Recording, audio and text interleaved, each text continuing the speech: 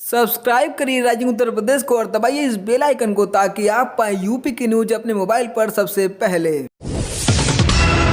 Corona virus के संक्रमण से बचाव के लिए टीके की दोनों डोज लगाकर सुरक्षा चक्र मजबूत करने में सरकार जुटी हुई है। उत्तर प्रदेश में वैक्सीन की पहली डोज लगवाने के बाद दूसरी डोज लगवाने में देरी न हो, इसके लिए पुख्ता इंतजाम किए जा रहे हैं। अब हर शनिवार को सभी टीकाकरण केंद्रों पर सिर्फ वैक्सीन की दूसरी डोज ही लगाई जाएगी। प्रदेश की योगी आदित्यनाथ सरकार रक्षाबंधन के मौके पर बहनों को उत्तर प्रदेश परिवहन निगम की बसों में मुफ्त यात्रा का उपहार देने जा रही है। यह सुविधा 21 अगस्त की रात 12 बजे से 22 अगस्त की मध्यरात्रि 12 बजे तक निगम की सभी श्रेणी की बसों में मिलेगी। मुख्यमंत्री योगी आदित्यनाथ के निर्देश पर परिवहन विभाग इसके आदेश जारी करने में जुट गया है। मुख्यमंत्री योगी आदित्यनाथ ने इस बार रक्षाबंधन के मौके पर मुफ्त बस सेवा को मिशन शक्ति से जोड़ दिया है। मिशन शक्ति का तीसरा चरण रक्षाबंधन से एक दिन पहले यानी 21 अगस्त से शुरू हो रहा है।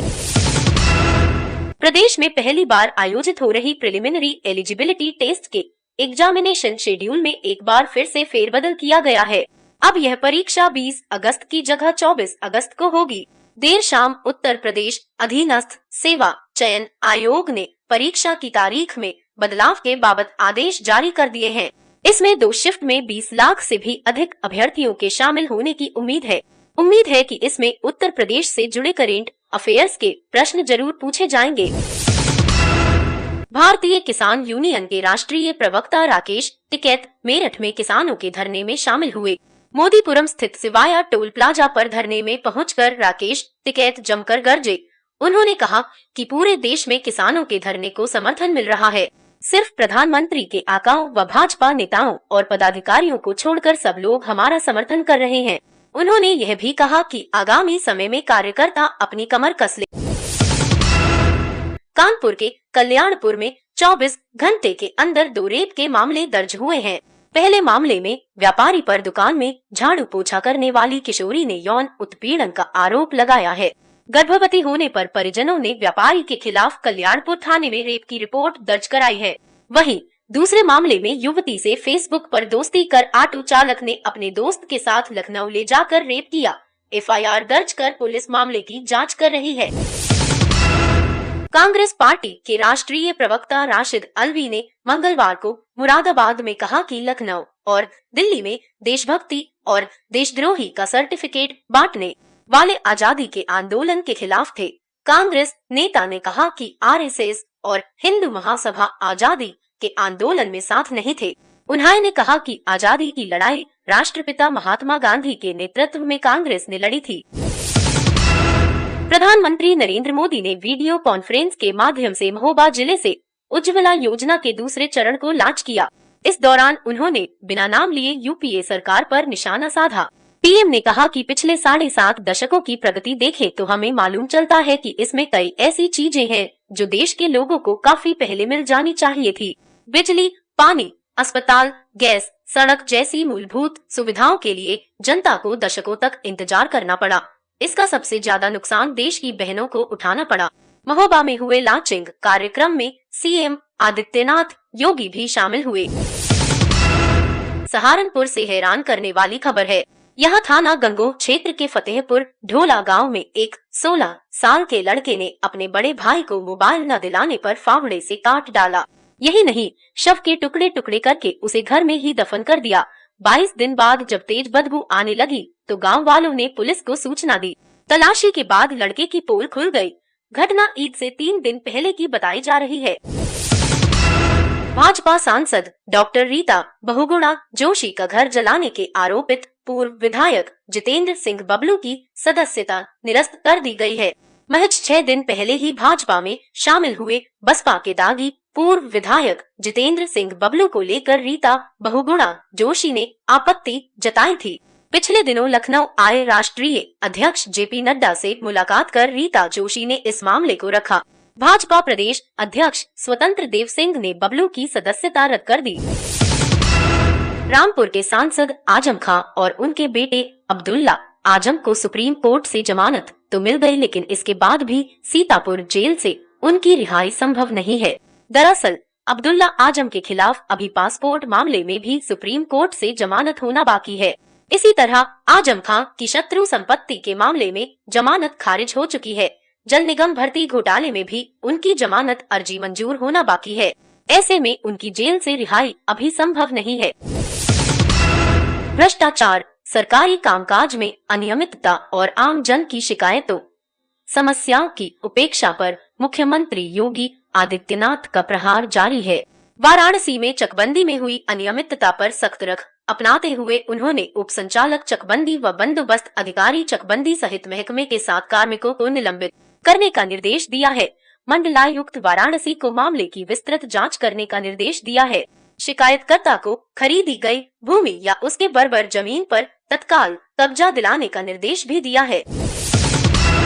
विवादित ढांचे के पक्षकार रहे इकबाल अंसारी ने राम जन्मभूमि पर मंदिर निर्माण की प्रक्रिया देखने की इच्छा जताई है। इकबाल ने कहा, 9 नवंबर 2019 को सुप्रीम कोर्ट का फैसला आने के साथ सदा सर्वदा के लिए विवाद खत्म हो गया और अब मैं भी राम मंदिर की ओर उसी श्रद्धा से देख रहा हूँ जिस श्रद्धा से पूरा देश देख रहा है। आस्था का यह केंद्र किस तरह निर्मित हो रहा है, इसे भी देखने की उत्सुकता स्वाभाविक है।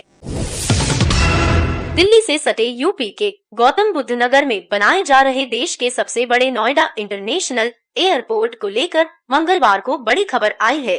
दरअसल नोएडा इंटरनेशनल एयरपोर्ट की फाइनेंशियल क्लोजिंग हो गई है।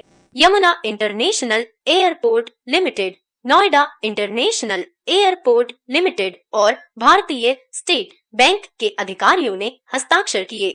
खुशी की बात है कि नोएडा इंटरनेशनल एयरपोर्ट के लिए SBI 3725 करोड़ रुपए का कर्ज देगा।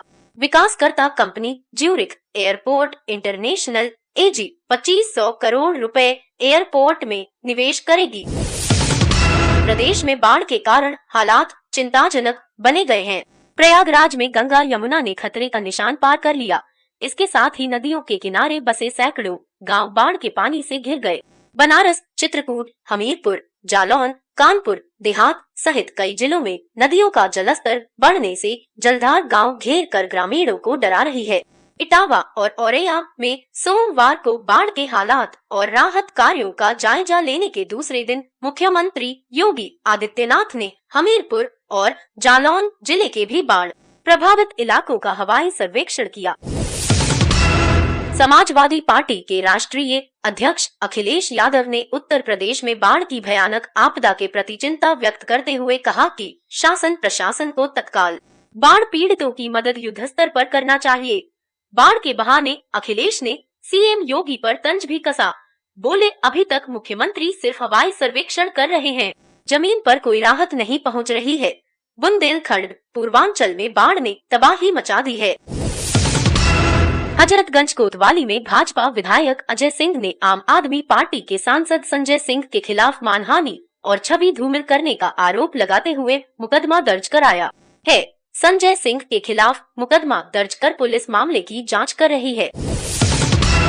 महंत को धमकाने के आरोप से घिरे कौशाम्बी में चायल के भाजपा विधायक संजय गुप्ता ने फेसबुक पोस्ट कर जिले की पुलिस को भी कटघरे में खड़ा कर दिया है।